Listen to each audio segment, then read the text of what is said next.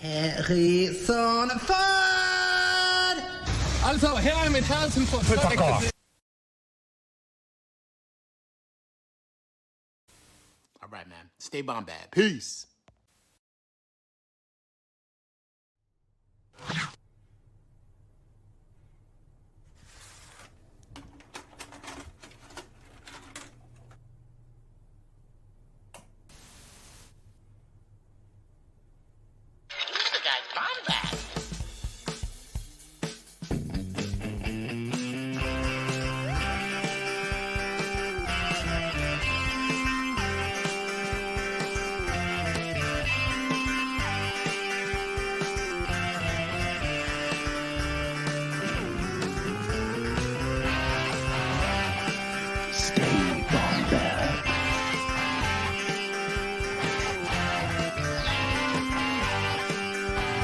Welcome to the Bombadcast.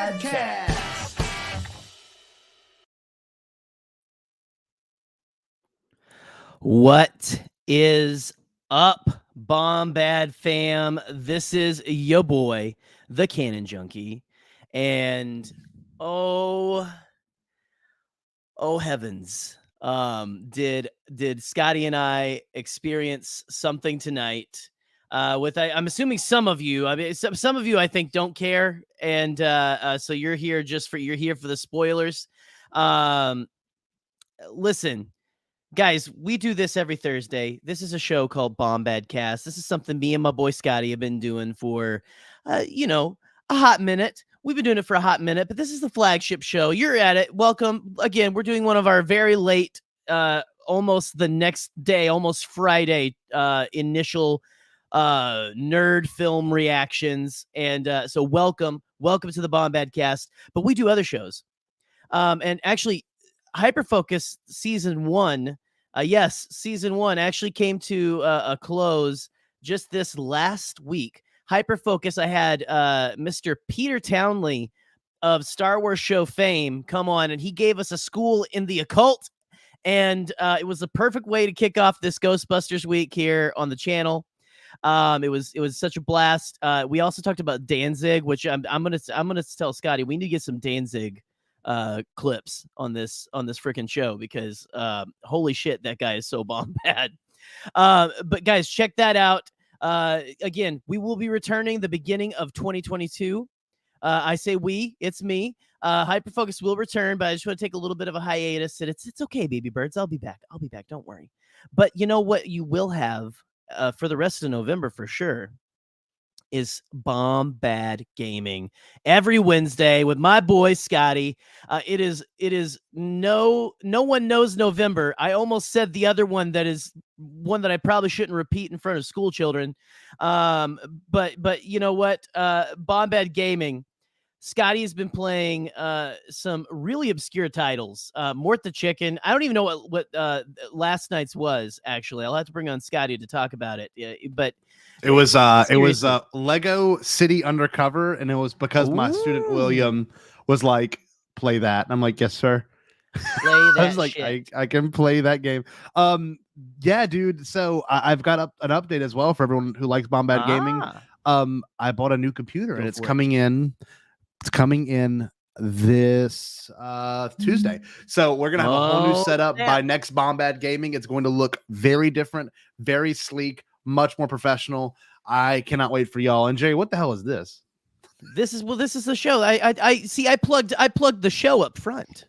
I plugged the show. We have up a front. show? You missed it. This is what we're on. We're on the show right now. Oh, right now. We're actually going to be talking about this little thing here. You know what? Did we talk about this yet? Oh, no, sorry, no. that Yeah, already happened. Scotty, we made already $8 did grand. that We made $8 grand for that day. We made over $8 grand for children's wishes. And here he is, my boy, I got popcorn on my teeth. Scotty J-Ro. Guys, holy shit, gals, non-binary pals, what's going on? Dude, this is look at this. Going? This honestly was perfection. That movie we just saw was amazing. Absolutely Jerry. was. And I want to pull up William's comment here because this is me right now. This is me right now. My life is centered around Ghostbusters right now. I mean, that 100% is Jerry's life. That's no joke. Well, it's something I realized tonight. For one thing, we'll get into it. The score, perfect because I didn't realize. Had no idea. There were notes. They basically took the Elmer Bernstein score from the original film and expanded it so beautifully. But what I realized, Scotty, was if my life had a score, it would just be the Ghostbusters. Like it would be the as I'm going to work and stuff like that. It's so loony. It's perfect. It's literally perfect. Yeah, it's absolutely just anyway. We're talking about Ghostbusters tonight, guys. We're Ghostbusting. And it did everything right. Yeah, so I don't want to do any spoilers. Let's do our non-spoiler review, then we'll break into those spoilers. Up front. How's that sound? Well, I was gonna say we are gonna get into spoilers. I was gonna try to stop us there. So okay. Initial thoughts. This was I think the only non-spoiler thing I can really give right now is that I had a grin on my face from ear to ear. The moment that the logos started and they did the music like they did from the original, like the it's like just the weird harpsichord, the weird I was like, I'm back home. I can't believe that they are I got so geeked just for that. I got so geeked just for that. Sorry. I don't know. I was like, because do you want to say something? No. I'm wearing my mini puff shirt. Sorry. Get this. I just learned on StreamYard that there's actual action keys, and maybe Pete could have taught me that, or maybe Pete doesn't know. But you can click Shift 1 or Shift 2. We haven't finished the master course yet. To change the without having to use the mouse. This just changed everything. I'm not lying. So, Jerry, I agree. Scotty is becoming more efficient. With what this movie did, can I just do me? No, I don't. I think I have to have it set a certain way. You Not do you, yet. boo. I don't think I can. You do you. No, but I want to say this. There's a couple of movies. Obviously, to me, Blade Runner 2049 did this really well. They did everything nostalgic, but it wasn't in your face. A couple of things this movie was, but it should have been. It should have been in your face because it's not as serious as a Blade Runner movie or as serious as one of those. Even Indiana Jones had some really good callbacks. Crystal Skull did. But this movie did everything perfect. And it gave you new stuff. And it gave you new things to joke about and laugh at. It felt like, to me, not every line was as clever as the first Ghostbusters, but it's hard to top that when you've got nothing but new people. I mean, besides Finn Wolfhard, everyone else, and Paul Rudd, everyone else was kind of new and, to the story, and their sense of humor was great, especially Egon's. Is that a spoiler? No, I mean, we all kind of know that, but okay, Egon's granddaughter. So cute. Cute kid. Reminded me of Katie's sister. Like, in every way. She is 110%. Like again, we'll get into spoilers there, but perfect casting, and she played it so well. I love what they did with her, where they made her. She was very Egon. You could see Egon in her. Mm-hmm. But the way they played it, it was kind of cool because it was a little like a mental health thing. Like, it's okay to be different, which I loved. There's just so many sweet moments between her and my new favorite character, Podcast. Which honestly, Podcast should be the pod. We should just have all podcast clips. It's amazing. It was when amazing. He's like, wait, this is a little bit of a spoiler before we get into the big spoilers, but just like when he goes, "You're my subscriber," I was the only person in the theater. I was blown away. I laughed so hard. I elbowed Eric. So it's weird. Usually when I see a movie, I sit next to Katie, and Eric sits next to like it's like how we buy the tickets. But this night I was lucky that Eric sat right next to me, and so the entire time I'm like, "They're doing it," and that was one of the scenes that was like brilliant. He goes, I can't even say it. And I'm like, ah! It's so good. It's so good. That part, and we look. We will. So, Scotty, do you want to get into spoilers? Because I don't know if I can. Not yet. No, I think everyone. I just want to say a few more things before we get into spoilers. Okay. It felt organic. It felt like an 80s movie, but with even with the technology that was involved. And the best part is he was doing the phone at the beginning and he didn't have service. So you didn't have any problem to like not have tech, which is a big problem with most of these movies now is like, well, cell phones, you can get away with this kind of stuff, but they didn't use cell phones in this town. They don't still care about cell phones. Yeah, they don't care about your feelings either. I don't know. It just felt so right. Well, it just felt so right. Something that I was talking with a friend of the show, Maggie Lovett, a little bit earlier, and something I mentioned to her that I didn't know how to. I'm like, I don't know if this sounds coherent or if this is understandable, right? Okay. But every new character in this film felt like a Ghostbusters character. That makes sense. And like, there's no way else to explain it except for like they had that dry sense of humor, but it wasn't. Yep.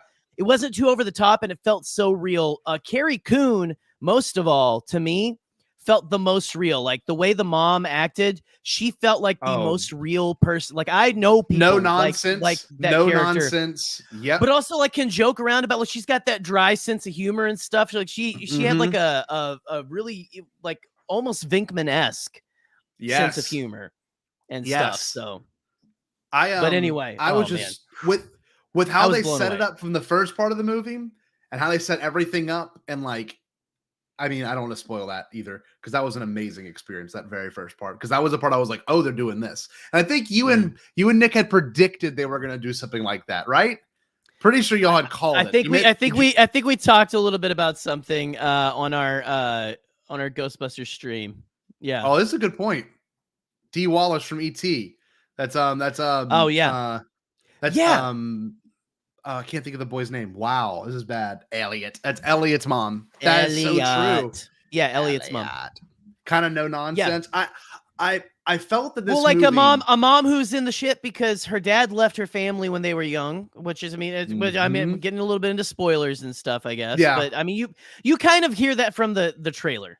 You hear that from the trailer, like my grandpa left us this thing and all that kind of stuff. But like, and with two kids, and you see the eviction notice, they're getting evicted from they're in financial trouble. She played it perfectly.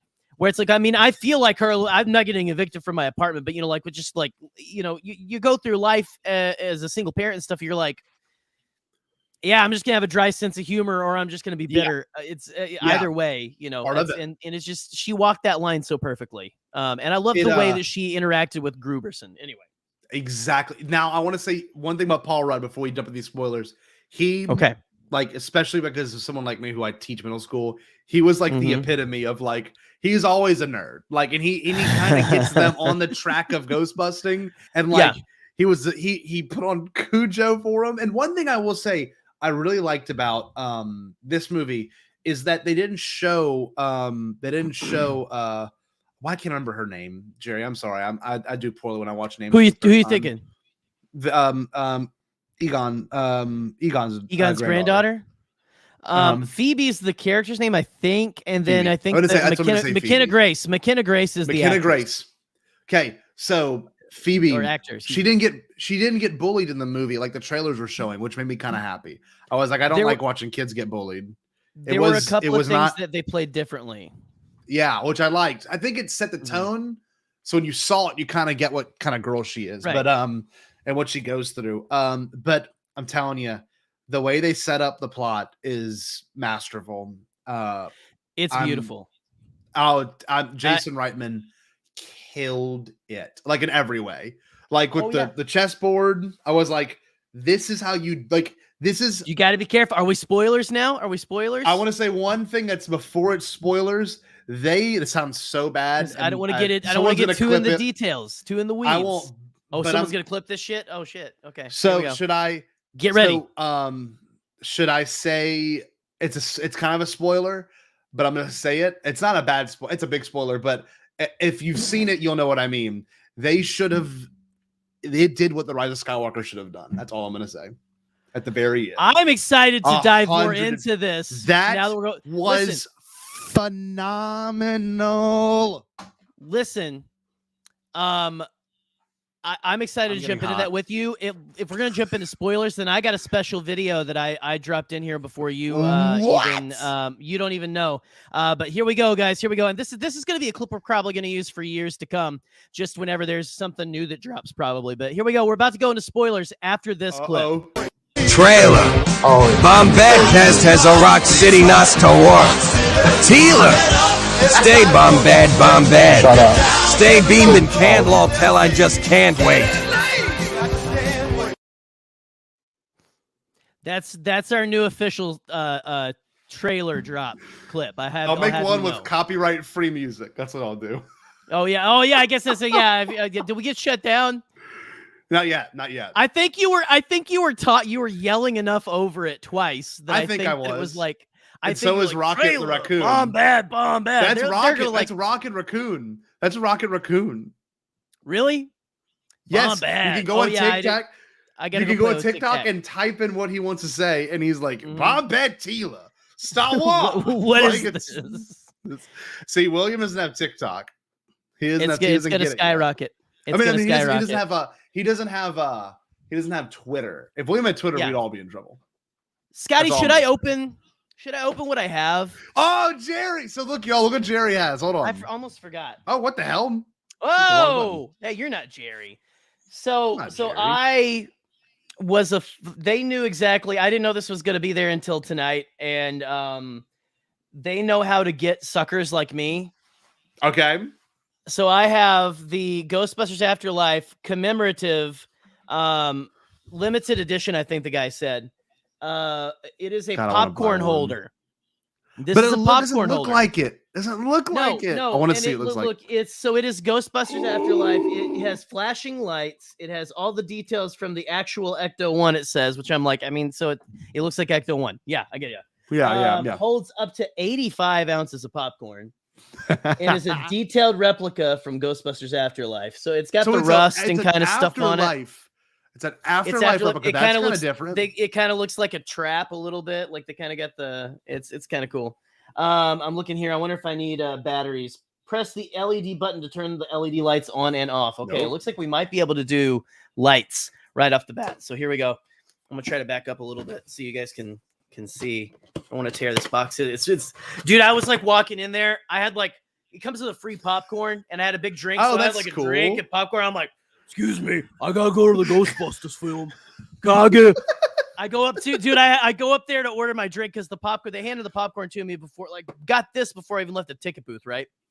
Yeah. And I go up to the ticket booth. I'm wearing this shirt. I got this freaking thing under my arm. Jerry's and I go, level. I go. I'm here to see Clifford the Big Red Dog.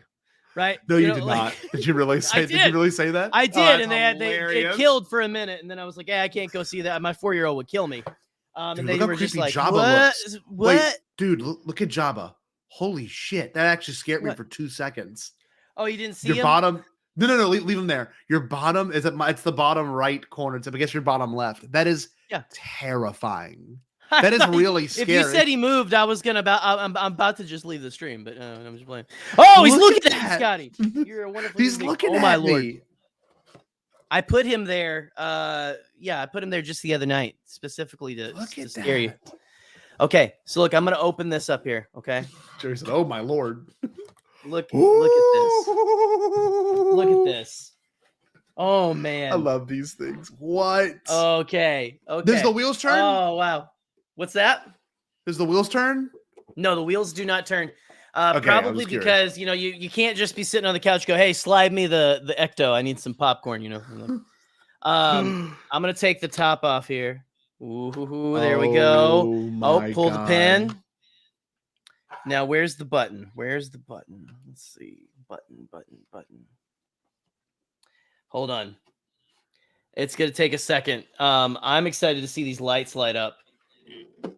Okay, I'd imagine it's near that compartment. It latches up. It's kind of cool. Like, look, you can see. I don't know if you can see the. Oh wow! You can actually. It's actual like just clear clear plastic. But this entire thing just holds popcorn, which is pretty cool. And I would like. How does it feel? I don't want to sully this with popcorn. Oh, here we go. I think I found the button. Oh, can you see it? Check it out. Hold on. Sick. Let me turn this off. This is like I imagine Winston and Ray driving on the bridge talking about Judgment Day with a shot like this. Check that out. Look at that. This. That's actually Wait, how does it feel? Pretty good? It feels like a popcorn holder. Okay. This is the most detailed one I think I've ever it's insane. seen. It is insane. Compared to your other one back there, actually get your other one. I don't want to see the other one. Yeah. If you don't mind, I just want to see side by side. Obviously, that other Ecto one is it's worth how much, Joey? Like a $70 gig or no, it was actually like a 30-40. It's Holy not bad. Shit, that's not bad. This that's one pretty sick too. This one, all the doors open up and everything, and this one's bigger. The lights don't light up on this one, which I would lose my freaking mind if the lights lit up on this one. Yeah. I'll take these out and put them in here. Wow, they don't look that different. That one in has size. the gunner seat and everything too. So now, Jay, the gunner seat's from the old toy. What? Explain the gunner. There was a seat. Gunner seat in one of the old. I got to figure out where to put all this stuff now. I got too much shit on my desk. Here, we'll put this. Can y'all maybe see that a little bit right there? Yeah, I can see there it. Mm-hmm. Is that going to be too distracting right there? No. So there was one of the old toys had like a gunner seat that would like kind of, and it was the one I had, at least it was like a gunner seat that sat on the top. Oh, okay. And it was like, so you could sit like, it was basically like those giant deck chairs that, okay, it's one piece of fabric is what it felt like. But I had one where it's you stuck it to the top of the Ecto and someone was on top shooting. Okay. Because the front two doors opened and the back door flapped down, but the middle doors in the old toys, they were just it was all one piece. Yeah, pretty just there. Yeah, so, that makes sense. Yeah, pretty standard and all that. But there was like just the spirit of like the old shows and stuff like that, like Ghostbusters, the real Ghostbusters and things like that. Yeah, are very much in kind of the extra stuff that they were doing for this, like the trap on wheels and stuff. Oh, absolutely badass. Perfect. Badass. It's, I don't know. It's you know what, Michael, you can stay. It's fine, buddy. We still love you. Jerry, I think you might care a lot more about Ghostbusters after this. Maybe not. But I still, yeah. I want to kind of talk about, I guess we can do some light spoilers, and then we can get to the heavy stuff. The fact that Annie Potts made a comeback, and like I'm sitting there thinking, like, oh, that's all they used her for, and then we'll get to later. But we'll get to it. But we'll get to it. Well done. Kind of explain their friendship still, and I don't think it's a spoiler to say, but there's oh dang it! I can't think of his name. We're past spoilers now, anyway. So here we go. You're ready. Get ready. We're gonna ruin the movie for you if you don't leave. What's his name, Jared? I keep wanting to say Harold Ramis, but it's not Harold Ramis. He's Winston Zeddemore, the character. Are you talking, or are you talking about that final scene? No. I want to talk about the people that did not show back up, and Rick Moranis. Rick Moranis. Sorry, I couldn't remember off the top. Rick Moranis doesn't show up. Not in it, which is fine because he retired from acting, which makes sense. But the caveat I will put. Well, you go ahead. The caveat I will put. I was gonna say he hasn't appeared. Let's say it together. 1, 2, 3. Yet. Yes. Yeah, sorry, we missed it. It's okay. That was me. I didn't know if you were going to say I got you right as you were taking a drink, so it's cool. No, he hasn't appeared yet, but which is good. Yet, and that's a key phrase. Yet. That is a key phrase because that was a very unexpected moment. The beginning of this movie, how they set it up with Egon, going through and escaping the hell that was happening on top of the mountain, and then they didn't show his face. You didn't see his face. So the whole what a great cold open too. I know it was perfect, and I was thinking like that was just like the old films, just like the old films. I loved that. That's how they're gonna do it. I was like, this is how they're gonna do it. they're not going to show him. It's going to be awesome. And then more and more happens, and you're like, oh, he's there though. He's there the entire time. Egon is a character in this film. He is more so than anyone. In fact, you could in some way say that Egon, Egon is the main character almost. Egon and Phoebe, dude. That's a good Egon point. And Phoebe. It's kind of like it's weird. I want to say it's like Luke in The Force Awakens, where everyone's objective is to get Luke, but Luke isn't a main character. Right, but if Luke was actually in that movie in some way, because like you said, Egon Spengler is all throughout this film. I loved the tricks they used at first, the build up to what we got by the end, which I don't know if we want to blow our wad already talking about that, but like just the build up though. I'm fine with it. Well, real quick first, the build up, like how you have that all in shadow at first. I knew immediately. I'm like, okay, he's gonna try to trap Gozer or something. That whole sequence is great. Dude, the moment at the beginning where he's sitting in the chair and Gozer, how creepy. Like I love they brought back creepiness to Ghostbusters. Then the smoke falling in the room. And then the way it kind of goes over him, and and it rolled into a thing, and then it killed him happened. right there. Yep, it killed him. It killed Egon right there, which was wild. The best part, and this is literally, I grabbed Eric's arm. This is how they're gonna do it. Oh, whenever he died, and all of a sudden the arms of the detector start the peak. I was like, yes, that is yes. Dude, Anytime this thing was going off, I was like, I want to buy one. I want to buy one now. Dude, right?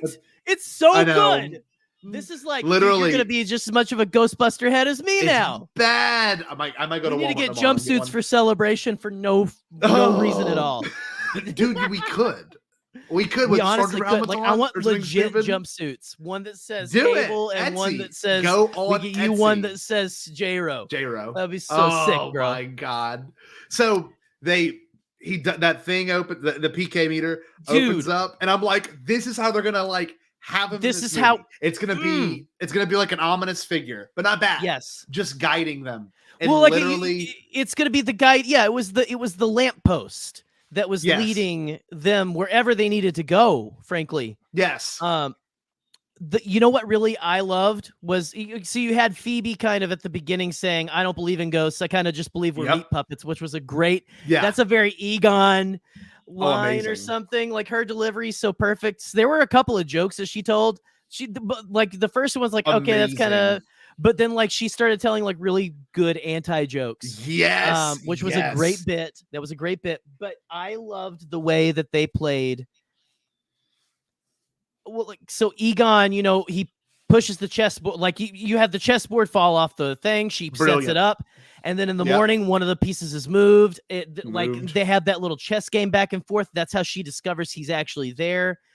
It feels like like Interstellar. You ever saw Interstellar, Jerry? Or no? Oh yeah. It felt like that. I love Interstellar. Bit. Felt like a guiding hand the entire time. That line was incredible. A hamster and a cigarette. Pete, that's amazing. Oh, that one was so funny because then no one laughs. No one laughs. My theater was dying. I mean, we weren't full, but we were dying. Man, brilliant. Just. And the way that they use the lights down, and like the light, whenever she goes down, he leads her to find the trap that contains, and you kind of get this from the trailers and stuff, but that trap, man, it's got one of the keymaster or the gatekeeper in it. The gatekeeper. I don't know who it is actually. I don't remember. I don't think they ever really specified which one, but he had one. So it's it was kind of that thing people called like, as long as you have one. I think Charlie Ashby. Yep. I'm gonna shout out Charlie Ashby. He says he called a lot of stuff. He did. Movie. And so yeah, and I hope he's not watching right now because I know he wants to not be spoiled. Sure, of course. But just the way that when she finds that, like, you have the fire pole, which was a great callback just to the firehouse. So subtle, just nice and subtle, just down. And slides down into the lab, and you have the way that the light was following. Oh, he was like that. It was so heartwarming, and it felt so. I know. It felt didn't feel so creepy. comforting. Didn't feel creepy at all. It was so comforting. It was so comforting. It's like it's that feeling. This movie really brings the feelings of if you've lost a loved one. Yeah. To think of that loved one being there helping you through your life or helping you solve a problem. This movie really scratches that itch really well. One thing I did like too is that it had to make her a believer. They had no connection with Egon at all. No connection with Egon at all. And then it made her have a connection and everyone got closure. Well, she was him. She was Egon. She was him.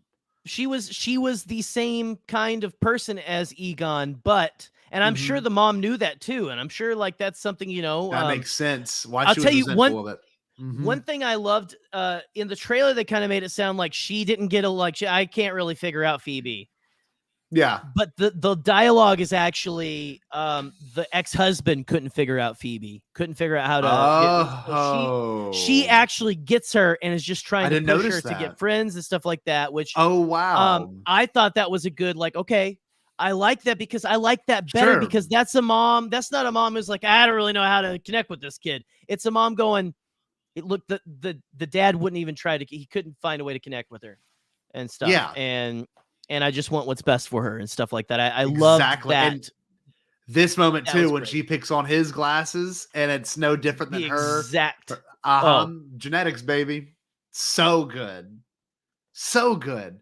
And it's absolutely when they incredible. When Phoebe goes downstairs, it's great. And then when her mom goes downstairs, it's even better because of how and what it sets up later. And the dress, hilarious. Which dress? Silly.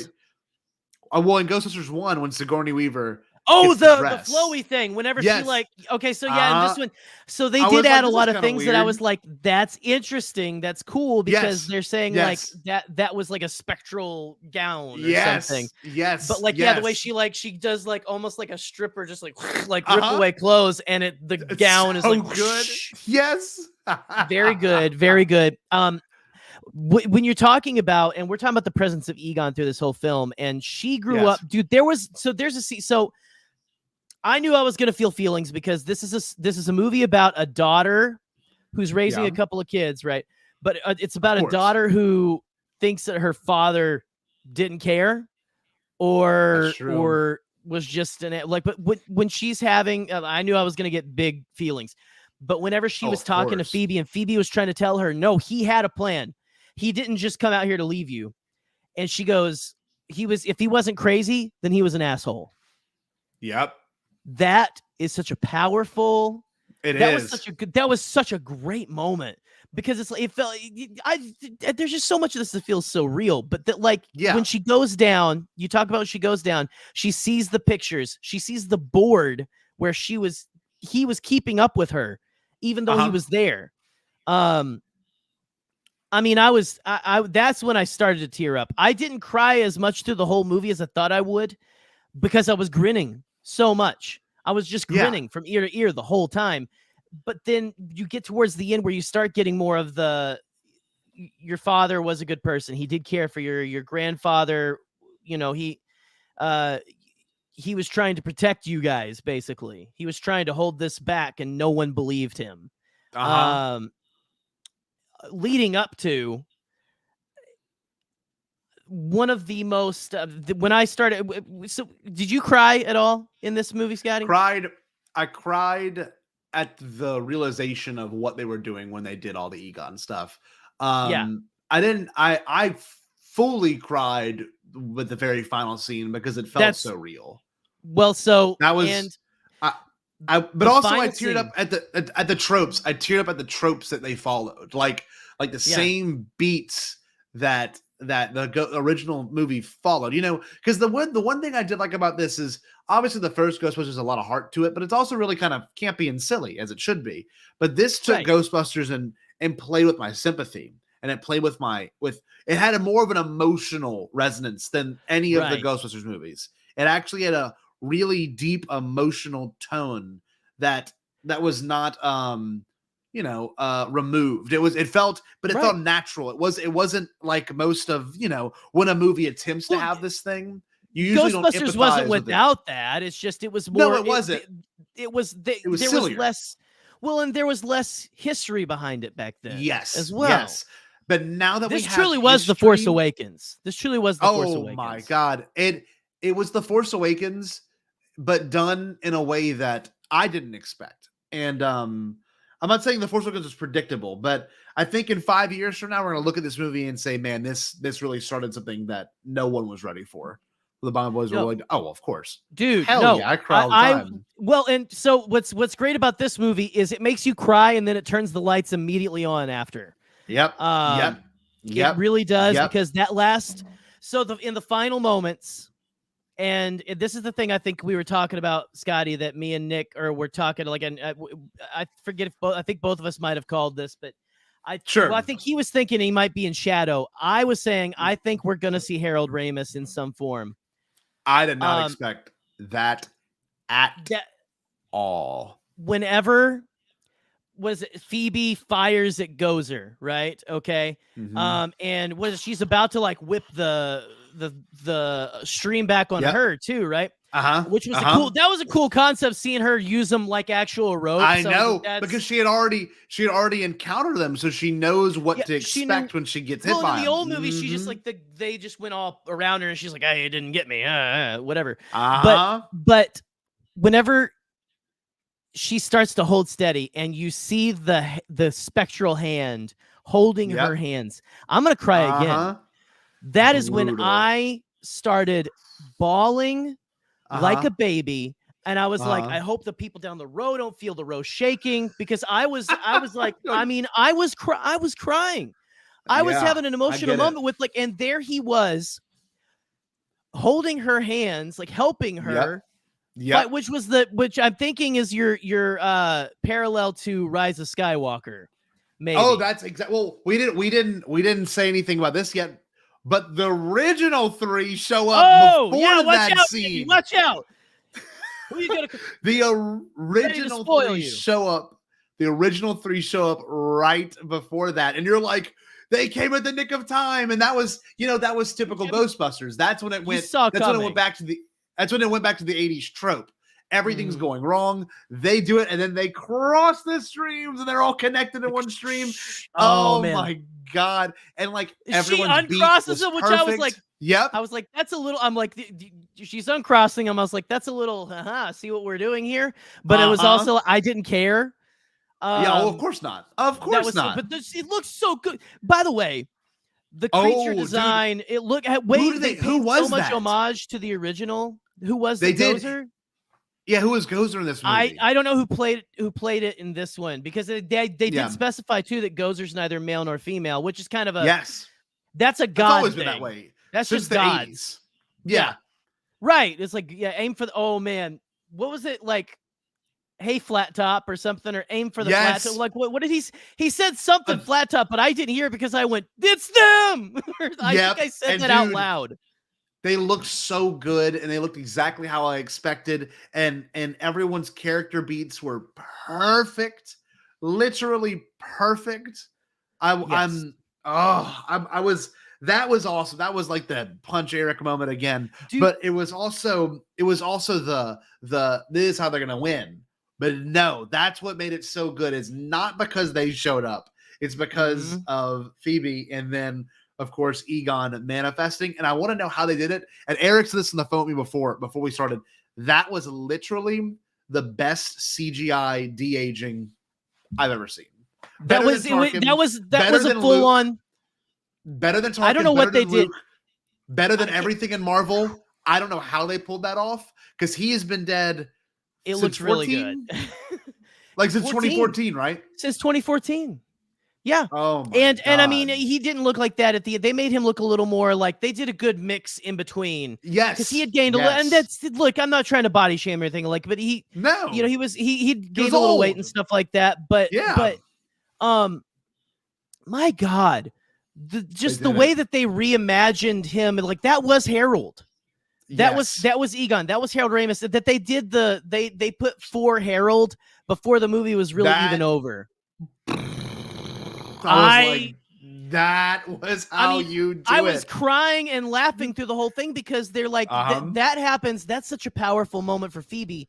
But then you also have, you have Podcast, which, by the way, again, my boy Podcast, greatest Ghostbusters characters since Ray Stantz and Peter Venkman and all of them. Good. Totally, so good, so perfect. But the way that you got him fighting the mini puffs. Yep. You've got classic Ghostbusters too, covered in all that marshmallow. Yeah. Well, but just back to Harold real quick. You had when Harold is right there next, like Phoebe's next to the Ghostbusters, but Harold's right there next to them too, and they kind of just look over. That was so them, because that's just what they do. They're like, ghosts exist, so they know it, but they just looked over there like, and the Venkman's just went back doing it. Okay, all right. Yep. We're doing this. But they had that very brief interaction with him. And the good thing about this is they didn't use any unused audio from Harold Ramis. They kept him silent because it makes sense with this character, not only from the original movies, but it also makes sense because he didn't talk at all to help Phoebe through her journey, which was awesome. Because they could have did a voice synthesis. Well, that's kind of that's a ghostly kind of thing anyway. Yes. It's very, it's not like always going to be, come here, I'm going to do a song and dance for you like Casper the freaking Ghost, Yep. But there, I'm going to have to see it again, but honestly, the more I think about, and my parents are flying me down to Arkansas for Thanksgiving. Oh, are you going to go with them? I think I'm going to get to go with them because my parents, the original, my mother is going to cry her freaking eyes out because it's going to make her think of her dad who has passed away. Oh, and awesome. Seriously, if you've lost a loved one recently, this is going to give you some feelings. It really just does. As much as Coco did, back whenever that Pixar movie came out. But the way that the CG, I honestly was pretty flawless. It was perfect. And it was so good. No talking. And maybe it was because he was spectral. It helped maybe. Yes, and you could see through him. He looked better than Luke in Rise of Skywalker. He just did. It just looked better. And Mark Hamill's not even dead. It's the reason what I'm saying is, I'm not saying the Rise of Skywalker should have done that, but if it had done that, like Anakin helped Rey, or they all helped Rey, or whatever it could have been. Have it be a little more visual, which I don't think takes too much away from Rey and stuff, but like to have. But this movie, we're here with you. We're here with you. Let's kill this MFer. They did it, Jerry. Spectral CG is the best CG. That's true. CG, yes.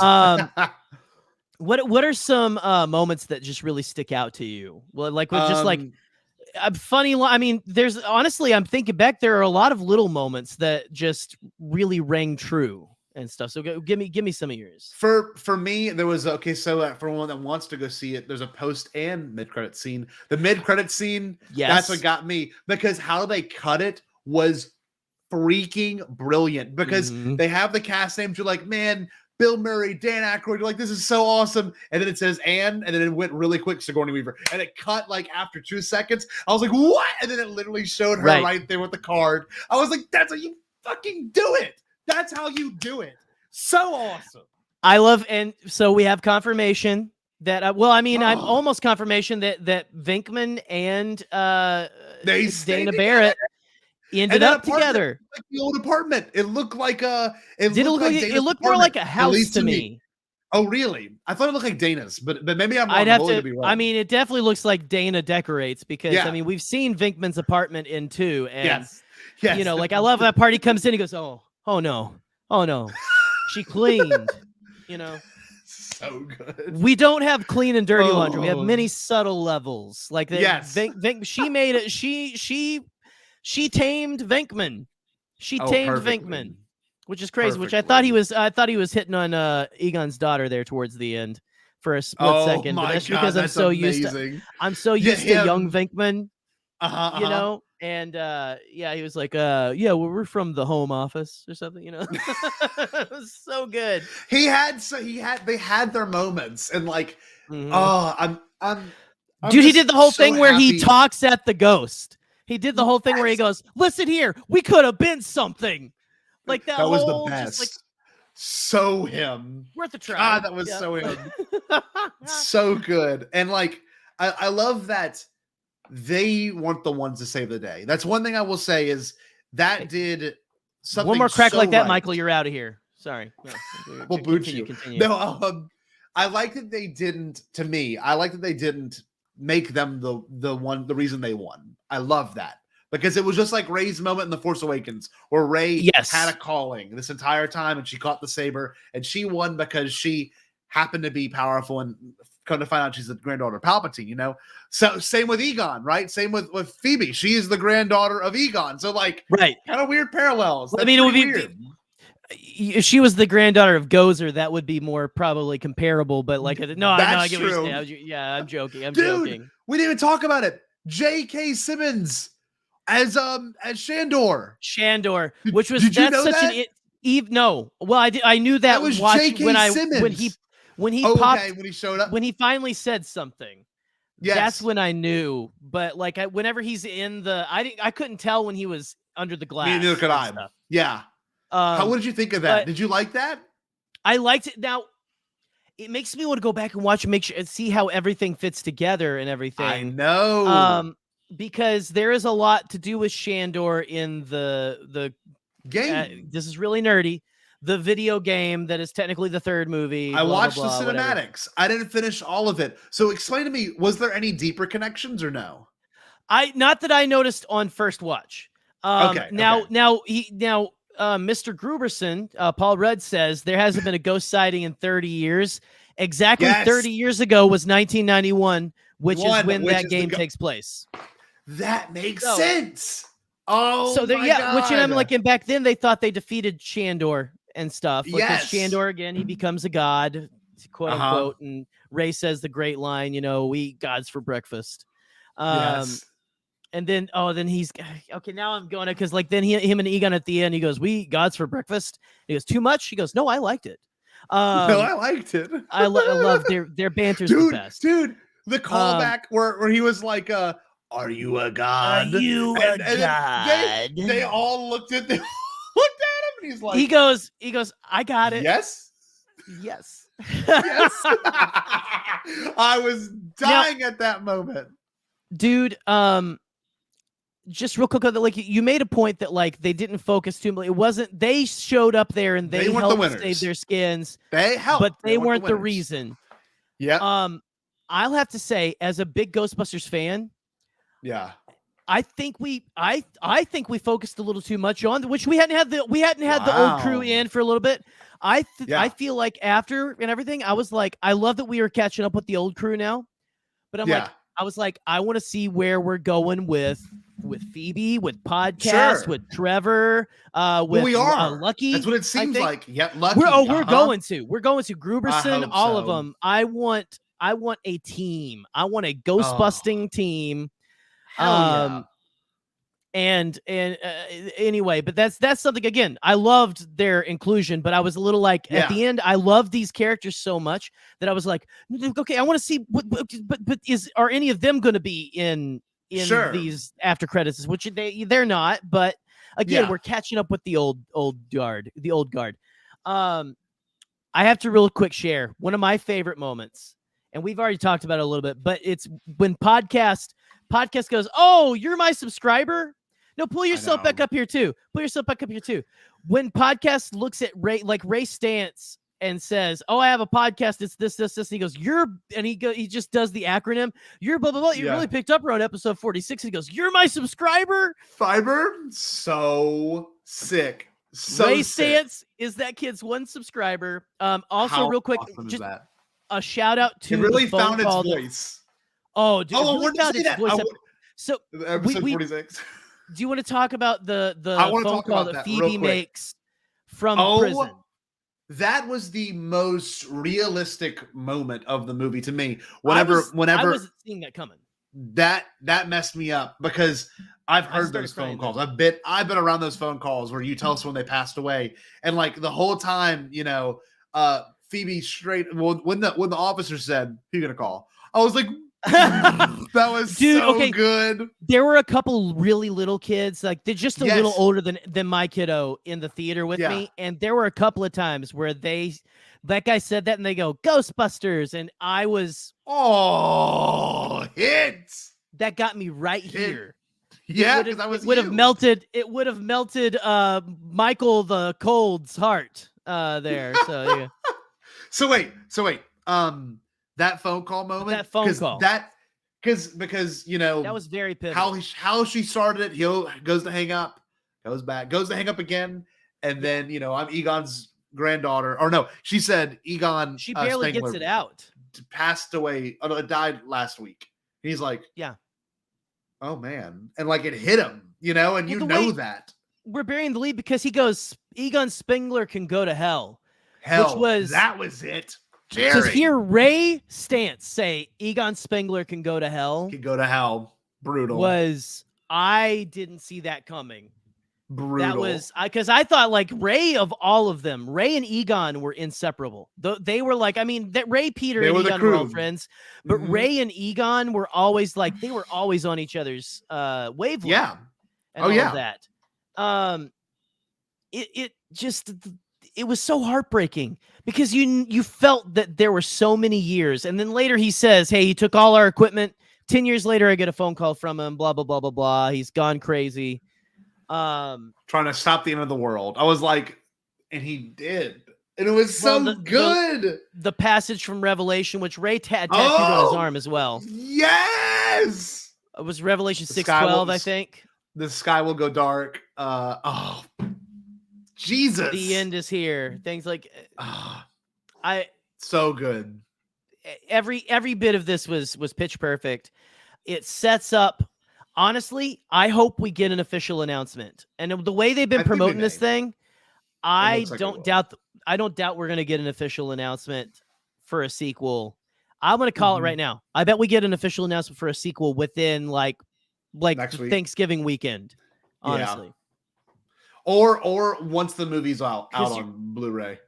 Well, I mean, I think you're going to have a lot of people, older people are going to stay away from COVID, but I think you're going to have a lot of people try to brave their way out for this because Ghostbusters, again, while it's not with some people, it struck with the older generation and things like that. And I think a lot of new generations are going to latch on to this specifically. Hell yeah.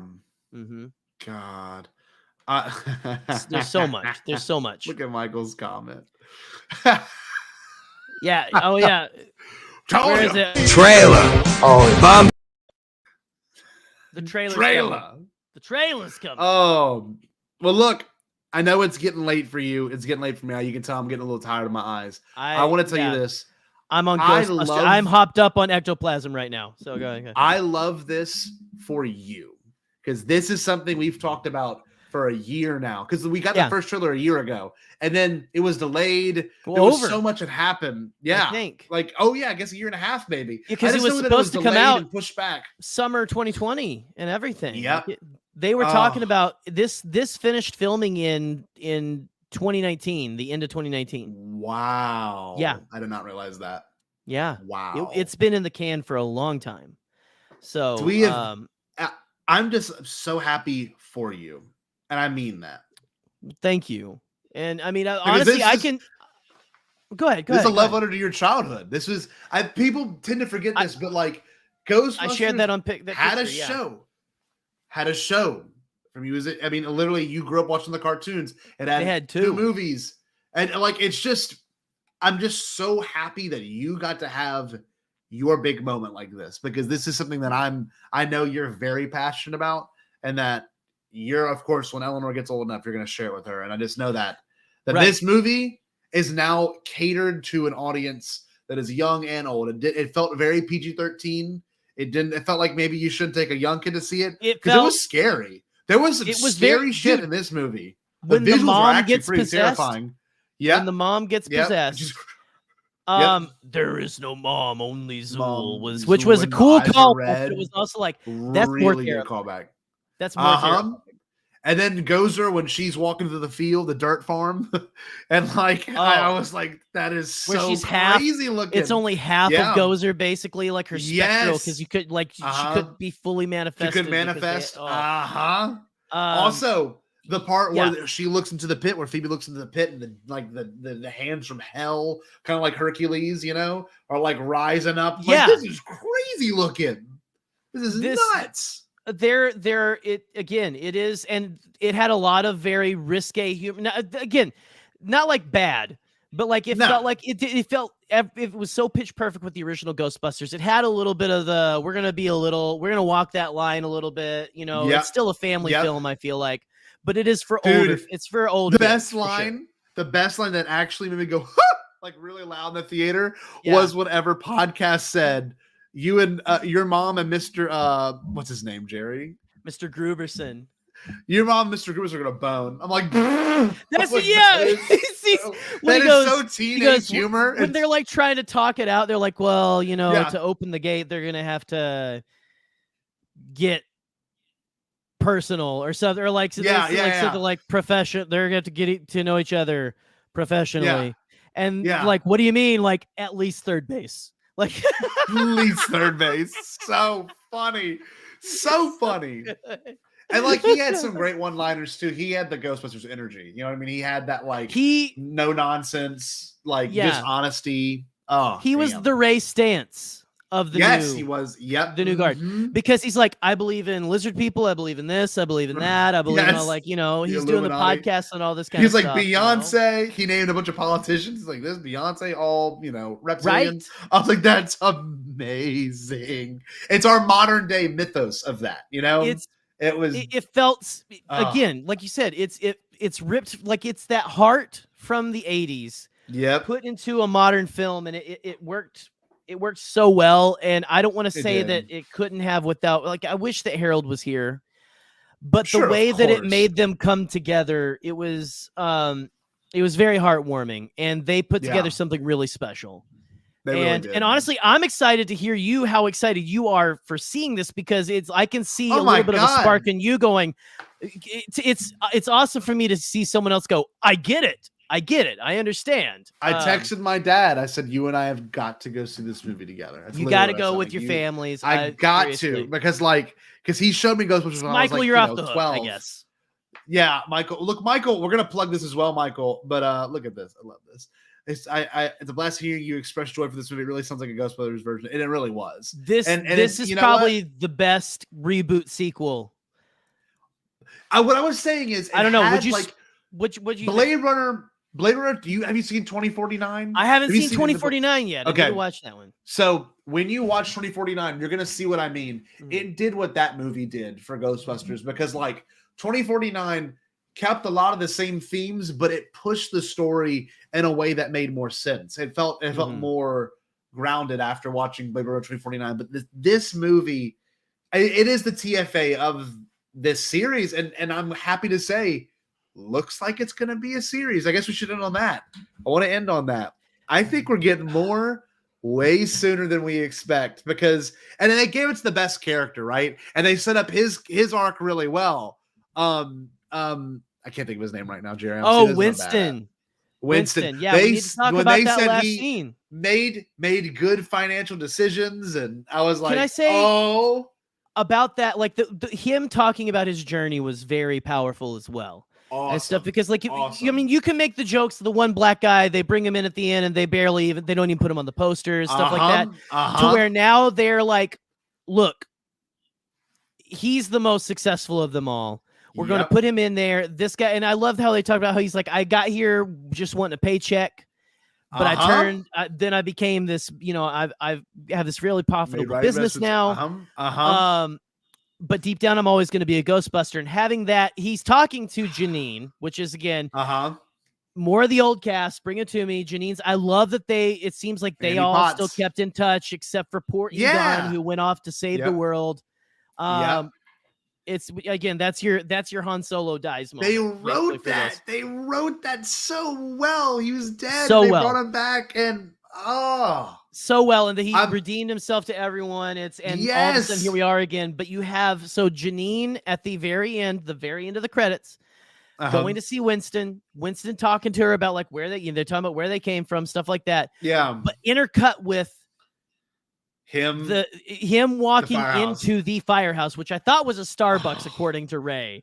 But that was interesting. That was interesting. So it must seem like Ray must have not went through, or maybe he didn't really care. Like I think he probably didn't. A lot of them, especially after Egon left, it sounds like Egon just took everything and they were like the gloom.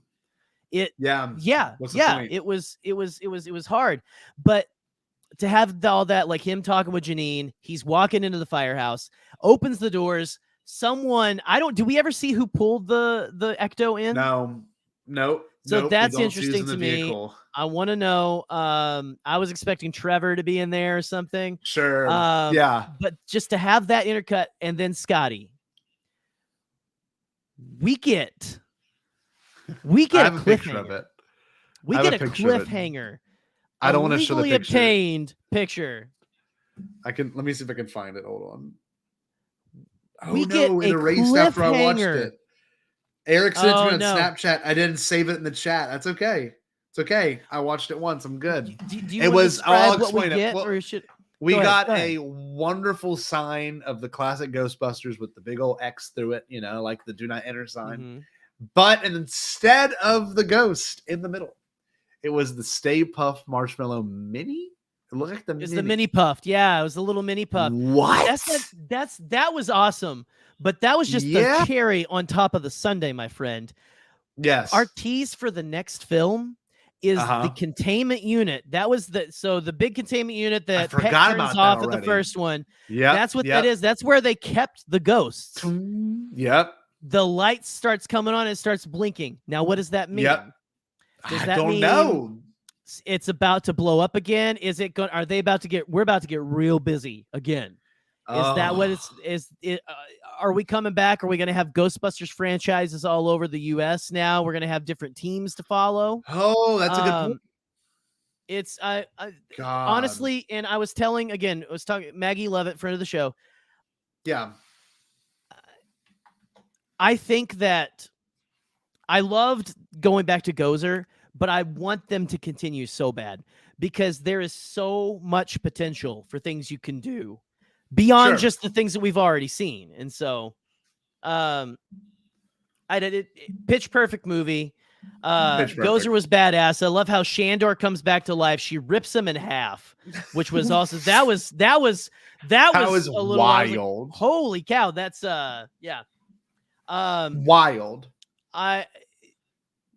Laughs, action, the chase sequence through the town, the first chase sequence through the town. Oh yeah. Did you see what happened? Muncher? Eric noticed this. I didn't notice this. When they cut to the sign, it went from spinners to sinners. And I'm like, that is awesome because they were all making fun of Egon. They were all calling him Dirt Farm. Ooh, and that's interesting. I know. I'm so excited to go watch this again. And I will be honest with you, it hit every beat that a Ghostbusters movie should hit. It also hit the 80s beats. It hit the modern day beats. It was Jason Reitman. Jason Reitman killed it. Yeah. Oh yeah. Felt huge. It felt real. It's perfect. Oh my it really God. is perfect. I'm excited to hear people. I'm excited to hear Roke's opinion. I'm excited to hear Charlie Ashby. I'm excited to hear more people like our boy Nick, who is hopefully the hell away from this because I think he's on a trip right now. Nick, turn this off, buddy. We just ruined the whole thing. You gotta watch it though. You've got to. I'm so excited to geek out about this in there. But funny enough, they do have the Ghost Corpse logo came back, which is like that's like an actual production company they use. Yeah, that they were going to use for we're going to do more projects after 2016 that didn't pan out. And so I think it's fantastic. It's a good sign for things to come. And I can't believe that I've seen it. I can't believe I've seen it. I know it's over. The anticipation, and honestly, this doesn't sound bad. It did everything that I hoped. This sounds so bad. Mm-hmm. Like I hoped I left Eternals feeling the same exact way. And after the kind of letdown of that movie, this movie just picked me right back up. I had a good movie experience. It felt kind of pre-COVID because people clapped, people were like, "Oh yeah," Like, there was things I hadn't heard in a theater since so many cheer moments since Endgame, and I was watching. I'm like, this feels so right, and then we're back, and it feels real, and it feels authentic. Nothing felt wasted. I loved this. I love this movie. I can't wait to see it again. I'm gonna see if I can get it pirated. Like, it just was so awesome. It's gonna be a movie that I remember from 2021. It's gonna be one of those movies. It's just like, that is a movie I got to see in theaters, and I feel so privileged. I'm sure you feel the same exact I had to way. save my ticket. I got to save my ticket for that one because that's awesome. I mean, I'm sitting there like it felt like a banner moment. It felt like a guidepost, like a sign, like a flag of here's a movie experience you're gonna remember. A lot of that is tied to my childhood and stuff. Ghostbusters, I was a big Ghostbusters fan for sure. But there was, I can't describe the joy that I had through this thing. I wish I had a camera strapped to me to the thing. I mean, honestly, I'm glad I didn't, because I was really ugly. It was straight up ugly crying. When Egon came back, it was straight up ugly crying. But anyway, Scotty, I love this. We've been going for so long. I want to keep. I would talk about this all night with you. I think we're gonna end up talking about it on the phone when we talk next week. What about it? Oh, dude. I'm loving that you loved it so much, because that, like, to me, I'm like, loved it. There's so much what I've wanted people to realize that Ghostbusters can have, and now if we continue, a deep lore. Yes, there is a lore. There is a lore to Ghostbusters. You can have a world. There is a world there. I mean, there's already a lore world comics and stuff, I'm looking at PK meters right now. There's so much potential. But anyway, Scotty, I'm excited. I'm happy to live in this post Ghostbusters Afterlife world. And I can't wait for the next one. I'm just going to go ahead and say it right here. I can't wait for the next one. I think the one thing we all enjoy doing, which I'm excited to, is the doing the research after. You know what I mean? Like I'm going to be going on Reddit to, like, if they have a Ghostbusters subreddit, I'm going to be going and reading everyone's I would comments. suggest there is a Tobin Spirit Guide that they sold a couple of years ago. Oh, wow. I would suggest that. It goes through some of the main, it's like a fake little, like, here's, which I think what they were going through, I got to watch it again. I don't know if it said it on the spine or something. I'm pretty sure they were reading Tobin Spirit Guide when they were looking through and saw the picture of Gozer, like the spectral forms of the Keymaster and the Gatekeeper. Anyway, there's too much.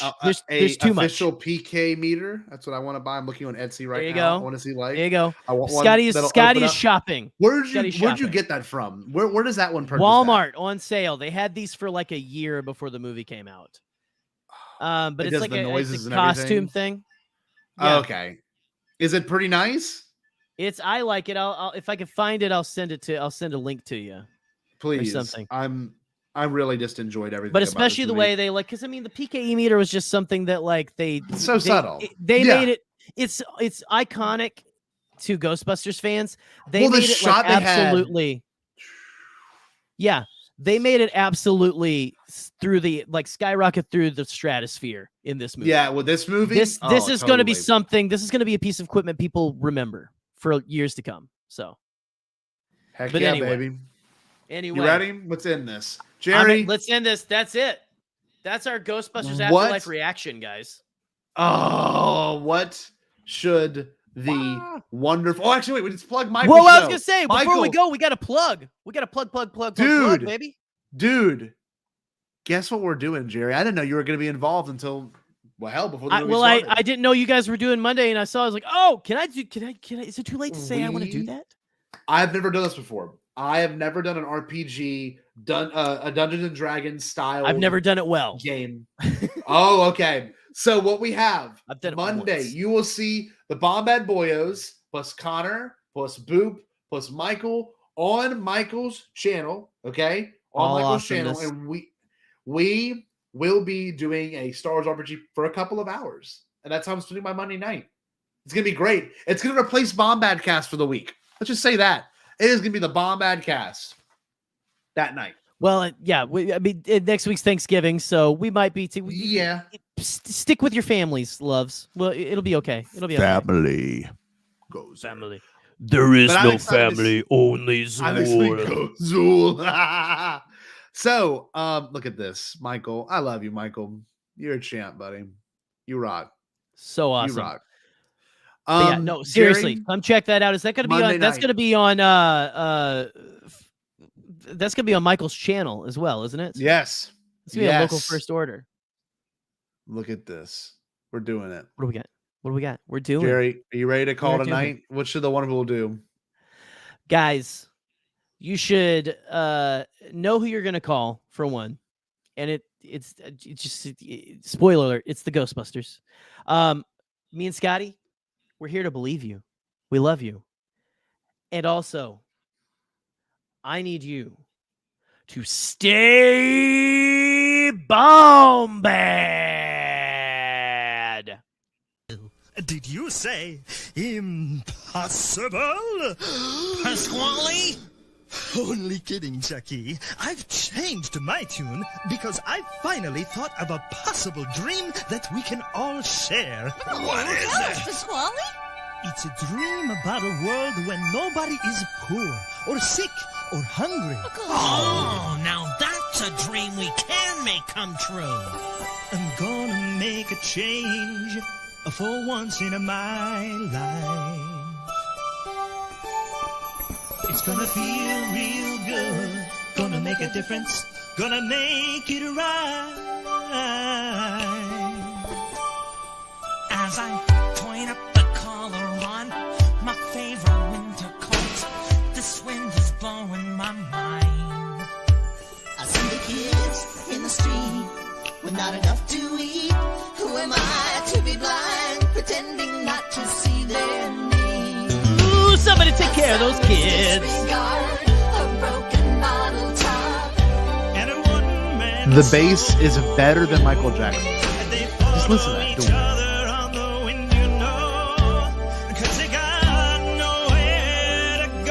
That's why I want you to know.